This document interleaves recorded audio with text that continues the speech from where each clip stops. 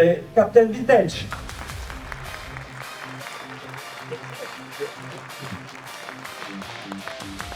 Donc 45. Voilà. Merci. Bonsoir tout le monde.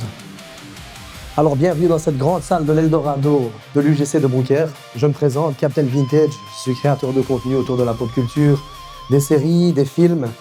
Et je vais vous présenter donc Scarface ce soir. Il faut savoir qu'à sa sortie en 1983, le film dérange. La critique le rejette, le jugeant trop excessif, trop dérangeant, trop violent.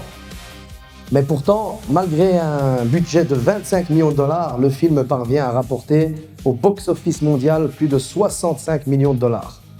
On retrouve au scénario Oliver Stone. C'est d'ailleurs lui qui a choisi le nom de Montana pour Tony, en référence à l'un de ses joueurs de football américain préférés, Joe Montana. On retrouve à la réalisation Brian De Palma. Mais on retrouve pour une petite séquence du film Steven Spielberg. À savoir la séquence lorsqu'il a le fusil mitrailleur M16 à la fin du film quand il crie « Say hello to my little friend !» Eh ben là, c'est Spielberg lui-même qui a filmé cette scène.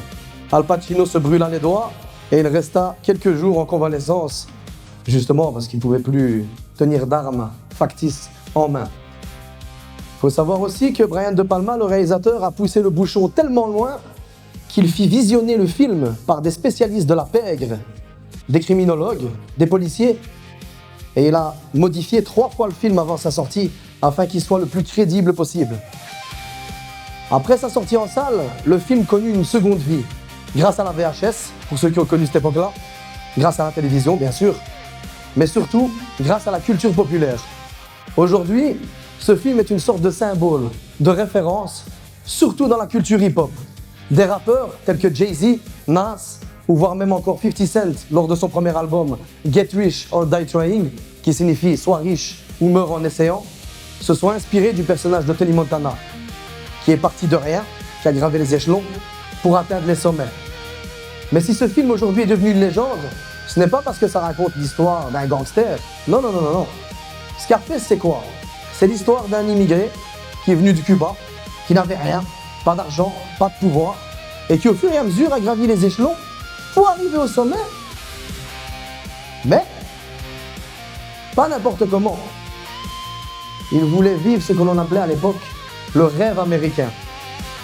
Ce film, comment vous dirais-je, c'est pas un film justement qui glorifie, c'est un film qui avertit. Parce qu'au final, lors de cette scène finale, Tony, il se retrouve dans cette pièce, tout seul, face à tout ce qu'il a construit, ou plutôt tout ce qu'il a perdu. Sur ce, je vous souhaite une bonne séance, kiffez, et à la prochaine peut-être. Tchuss. Sur cette terre, moi, je n'ai confiance qu'en mon manche et en ma parole. Elle est ferme, l'autre est d'acier. Est-ce que c'est clair?